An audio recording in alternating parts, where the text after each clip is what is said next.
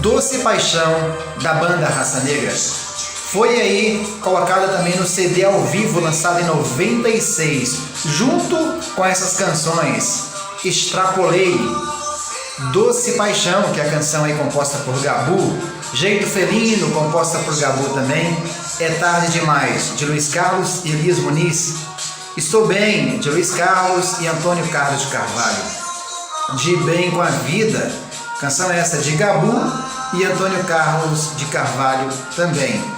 Quando Te Encontrei, canção também de Luiz Carlos e Gabu. Doce Prazer, de Gabu e Antônio Carlos de Carvalho. Também a canção A Vida Inteira, canção essa de Gabu. Maravilha, de Luiz Carlos e Elias Muniz. Perdi Você, de Luiz Carlos e Gabu. Canção Adivinha o Que, essa regravação do cantor Lulu Santos. Cheia de Manias, canção essa de Luiz Carlos. Teve o disco 1 e o disco 2, no ano de 96. E outras canções que acompanharam, entre elas Pra Que Brigar, Cigana, o grande sucesso, Tiro ao Álvaro, entre outras canções que enriqueceram esse álbum aí, lançado no ano de 1996 pela banda Raça Negra. E você, o que fazia nesse ano?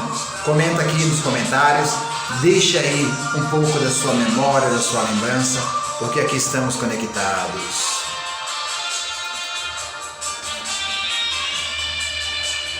(1996) Banda Raça Negra, conectados com a boa música por aqui.